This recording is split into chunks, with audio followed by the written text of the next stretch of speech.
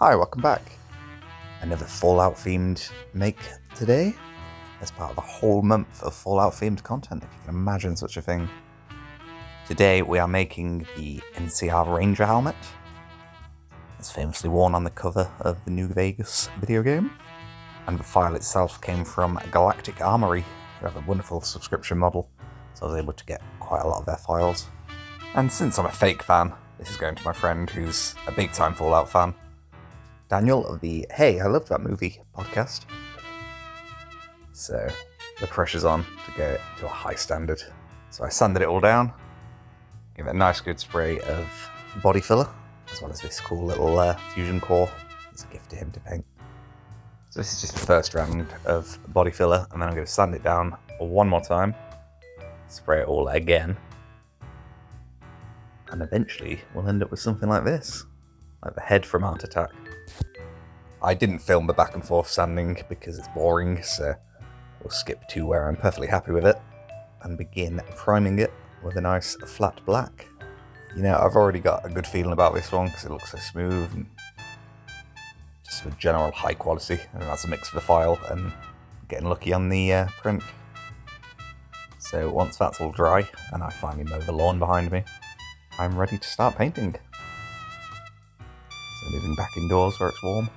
I mix some black and silver together to get a darker shade as an undercoat, which we can then build up on with lighter shades of silver to give it a realistic look.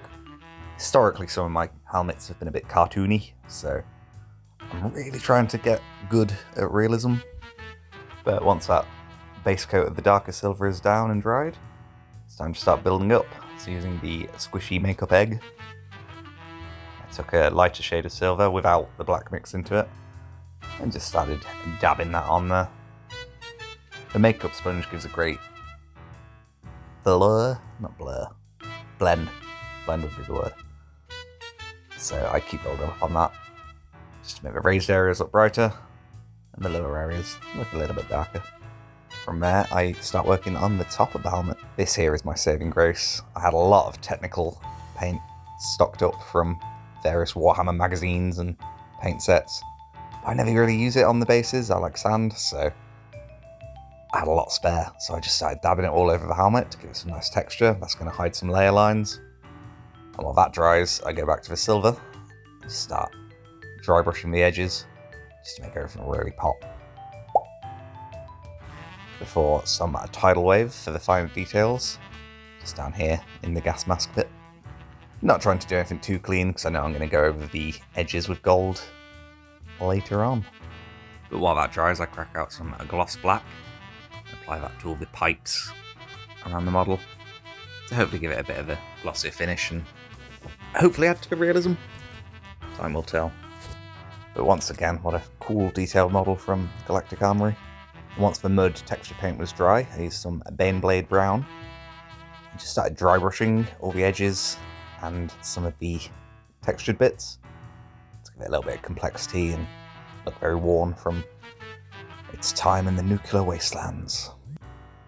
After that, the blue should be all dry, so I crack out some gold using the Games Workshop redistributor armor. And then I was able to do the raised areas on this little detail here.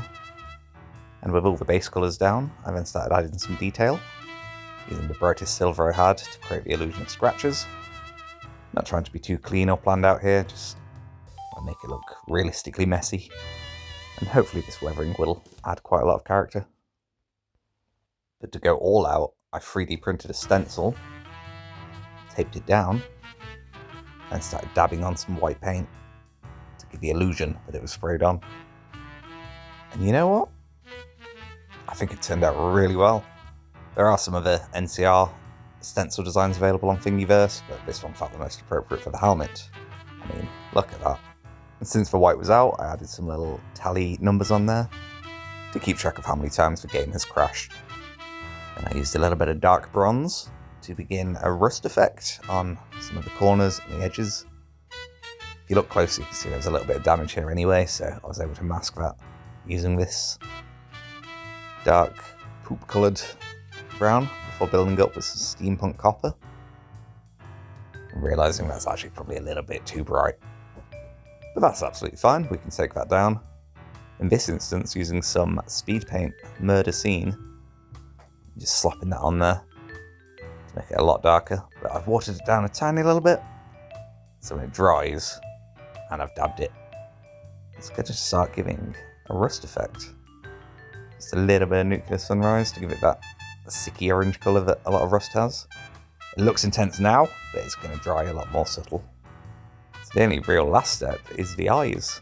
Luckily the files came with some templates, so I quickly printed those off, traced around some red acetate. There's only a couple of pounds on eBay. Look at that, it fits on one sheet. I've got a huge stock of acetate for future projects, so it's all coming up Millhouse. Little dab of all-purpose glue around the rims of the eyes, and I was able to attach them. And there we go, we are done.